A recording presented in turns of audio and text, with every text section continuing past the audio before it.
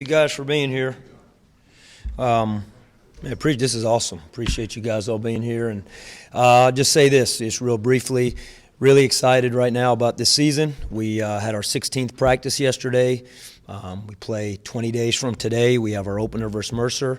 So I think we still got 20 days left to continue to improve and keep building on what we're trying to do. But outside of that, we're excited for the season and excited for today. So if anyone has any questions, I'd love to, anything you guys want.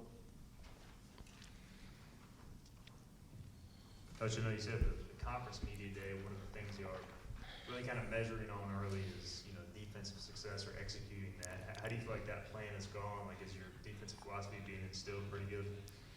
Yeah, Stephen, it is, and we feel good about it. We're 16 practices in. We've had a 40-minute scrimmage. We'll have a few more of those where we have a chance to, compete against each other. But it's difficult because of depth. Obviously, you don't have the depth. Anytime you do an inter-squad scrimmage, we're really going to know in 20 days when we can line up and have 16 guys on one side, and we can use that depth. But with that being said, when we are able in those scrimmages to play the up-tempo defense that we want to, pressure the ball the way we want to, play in the full court the way we want to, I think we feel pretty good about where it's going. The guys, most importantly, Stephen, the buy-in. The guys have really bought into this defensive system, and but we got a long way to go to get where we want to be. But yes, I feel like the buy-in's been good, and we're happy with where we're at. Coach, is that one of the byproducts of when you take over a new program and you get such a young team, but if you can get them on the same page defensively, that can turn into offense and you don't need the great scores yet, that kind of thing. And it's all about recruiting players down the line, but this first year, you got to play great D, right? Yeah, and I think, Brian, we want to have the great scores and great players from day one. We'd love to have it.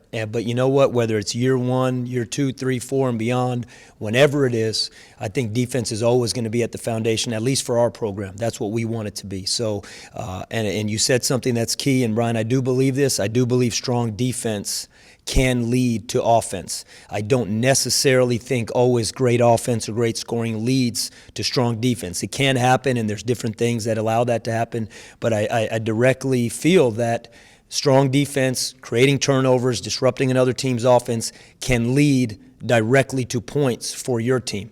So I've always had that philosophy. We had that philosophy at Tennessee, and we'll try and implement that here. But yeah, to go with your point, I think at all times defense has to be at the core of what we're doing. Hey, Coach, when you have a couple players coming from some bigger programs, say like Quinn from Tennessee and Jaden from Iowa State, who maybe weren't asked to shoulder a lot of the scoring, does that, when they come on a team like this, who's I think returning fewer than 15 points, does that kind of allow them to take that next step when something they might not be asked to do in the past, they can do so here? Yeah, I think that's a great point. I think it's really twofold to that. I think number one, they're excited about that opportunity. We as a coaching staff obviously see something that we feel they can do more than maybe they did production-wise wherever they were before, Iowa State and Tennessee and the two that you spoke about. But that being said, also, this is the first time that they've been asked to shoulder that kind of load. This is the first time they've had that responsibility on them. And I talk to them a lot about that as much as you have a new responsibility and you feel like you like, what you're being asked to do, you've never been asked to do this, at least not for a while. Maybe Quentin back at prep school and back in France, and Jaden maybe back when he was in high school in Atlanta. But his first 2 years at Iowa State, he wasn't asked to be very productive on the offensive side. He had moments that were better than others. Quentin didn't ever have that opportunity at Tennessee really to put it in the books. So even though they're transfers and they have a little bit of experience, they're being asked, like you said, to kind of shoulder a new role, which really makes them inexperienced in that role. So they're going to go through the ebb and flow and the ups and downs of that too. But from an excitement standpoint, I think there's no doubt that's one of the reasons they were excited to be here. Mike, you're in a business that ultimately is measured by wins and losses, as you know. You spend your time motivating the guys, try to be successful on the court, off the court. Just curious, what motivates you to try and be successful, to have this team turn the corner and have success on the court? How do you motivate yourself? Well, I would probably just top of my head, 3 things popped to mind as you were asking that question. And number one is just competitive spirit. I think this is, I can't say in coaching in general, I would imagine most coaches have a very high competitive spirit. And I believe that that's something that's always driven me, and whether it was a player, whether it's in coaching as a young coach, and also whether it's just in life. That's just what it is. That's just part of my DNA. I think number two is really the joy and what you want to get out of seeing our players, our student athletes be successful. You know, I've had a chance to be in it 24 years. This is my 24th season as a coach. I had a chance to be in college and play in high school. So the winning, the competing, the success that you get when you win as a team, whether it just be good seasons, individual games, championship seasons, it's a special, memorable thing. And it's something that we really want to share with our guys here as our student athletes. We want them to experience that. And then the last piece is, we're here at ECU. I want this community. When you talk about motivation, there's nothing I would want more than to see the ECU, Greenville, the community of ECU, the alumni, everybody that's a Pirate or Pirate Nation experience what it is to win and win big and have that feeling. So I think there's a lot of answers to that question, but just competitive spirit, sharing that winning feeling or trying to build that winning feeling for our student athletes, and then as important as any, this university and this community.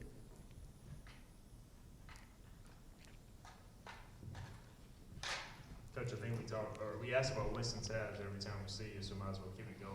Any update on his? I know you said he might be cleared for contact. Has that happened yet?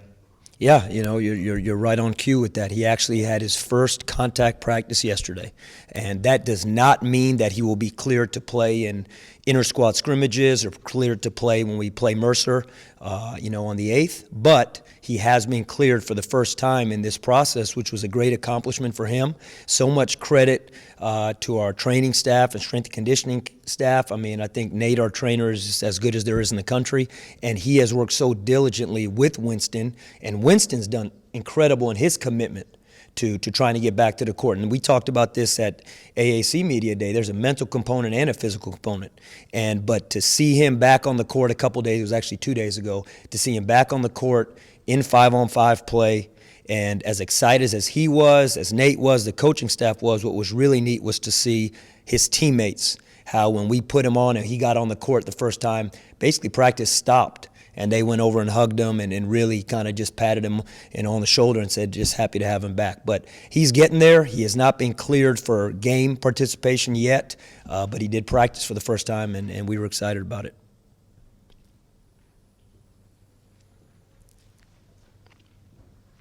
Coach, last time we got to talk to you, you were still in strength and conditioning mode, and now 3 weeks to the season, obviously you've got to have a bunch of stuff in place to be playing games. So what do you do in the next 3 weeks to be ready for that tip? Just continue. We're going to stay in strength and conditioning mode. I think some of our guys have started to get some extra lifting in during the week on their own. I think that's something that with a young team, with the team that is, forget just the experience part, we're young. We know we have a lot of freshmen, so I think they need that. And so they've done that. So we're going to stay in that strength and conditioning mode for the next 3 weeks. The actual volume of it may decrease a little bit in terms of the length of practice or how much we do, because you're starting to add preparation to that now. So now practices you have to implement the time of preparation as you're getting ready for your games in the season. But with that being said, the main thing is we're just going to continue to try and fine-tune some of those details that we have been putting in since the summer. And there's things that we worked on the very beginning of June that we're still working on right now. And we're not going to stop working on them in November, December, January, February. We'll stay on it. But you hope that the execution piece, fine-tuning those things, how they apply to your next opponent, that's where your focus starts to turn to as you get closer to season. Coming in as coach, a lot of new faces, both coaching staff and roster. Building up a program kind of from the ground up, coming in as a new face. What are some of the harder parts about molding this program, and what do you think are some ways to remedy that in the first year and get some wins? Yeah, it's funny that you bring that up, and there's so many things. Obviously, we talked about what we want, what our standard to be. What do we want our identity on offense to be, our identity on defense? What do we want to stand for off the court in terms of who we are as a program? Not as much what we do, but how we do it. But something that I've realized here now, as a first-time head coach, and I've seen it now here probably the last 2 weeks, so I think it's a real poignant question that you ask, is this. Right now we got 16 guys. It's really like 16 freshmen, because even the returning guys, that have college experience, whether it be from another school or be the guys that were here at ECU last year. This is a new system for them. Then you have freshmen coming in. It's obviously new for them too. It's new trying to get on the court and trying to learn the system here, but just getting acclimated to college is new. But here's been the most interesting thing that we have noticed as a coaching staff, and again, really the last 2 weeks, because now we're at the point our guys are really ready to see someone else in front of them. Practices are very, very competitive. They're physical. They're ready to go up against someone else, and you always hit this point in the preseason. But what we've seen is this, and this has probably been the most challenging thing. Right now, the guys in practice, everybody is in a survival mode for themselves, trying to figure out how they prove that they're worthy or that they should be playing, or trying to niche out their role on the team. So what happens is when you have that, some of that cohesiveness on the court doesn't get built as quickly as it does when you have 16 guys on one bench and you got guys pulling for each other. Because right now, every day in practice competing, guys are trying to show why they should be on the court instead of the guy they're going up against. Because there's been no minutes, there's been no rotation handed out, there's nothing set in stone yet.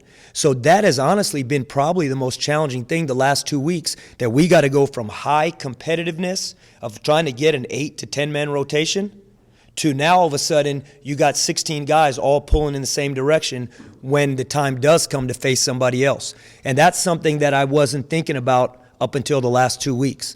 And I've noticed it more in the scrimmages, because what I've seen is the guys are happy, but they're really happy when they're playing well right now because they feel like they're earning something. And we're going to get to the point where they understand that it's not about me, it's all about we. But that's a process, but that's probably been the most interesting thing that we've seen the last 2 weeks as we get closer to playing games in terms of a brand new program. How has the team been gelling so far, and how do you think they'll continue through the season? I think, kind of to that last point, the funny thing is I think we're gelling really well off the court. I think this is a team that gets along off the court. We spend a lot of time together off the court, not just basketball-wise. They're gelling really well when we're in workouts, individual workouts, guys getting extra shooting. They come back at night, they shoot, they spend time together. They live together. We have, whether it's the dorms or where they live off campus. So all that stuff has really been strong, and that's an important piece.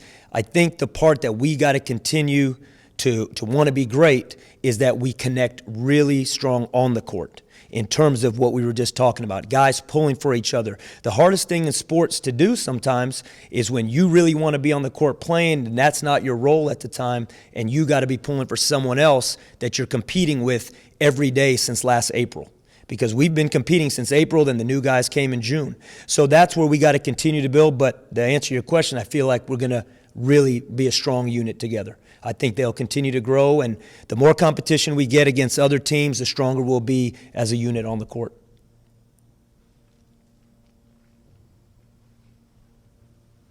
Coach, I was just curious, the local kid, Jackson Ellingsworth from West Carter High School, what have you seen from him so far?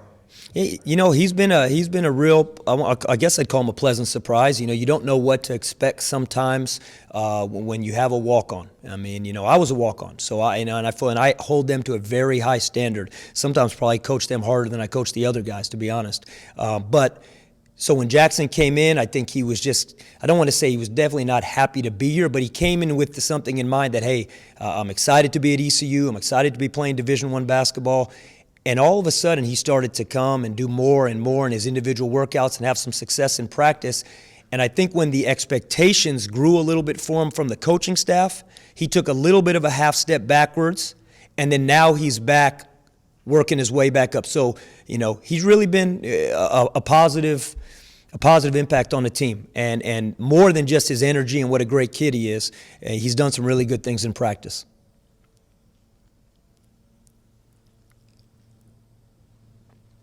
We've asked about Winston's injury and rehab, but what about Benjamin? He had the injury at the JUCO level. Does he feel like he's back to 100% or getting that explosiveness back? Hard for me to say, hey, he's 100% or where he's at, because I never can coach him at the junior college, but I'll say this about Benjamin. He hasn't missed any time. He's in practice. He's an every rep guy. He's the kind of guy that you got to tell him and get him out and get a sub in for him.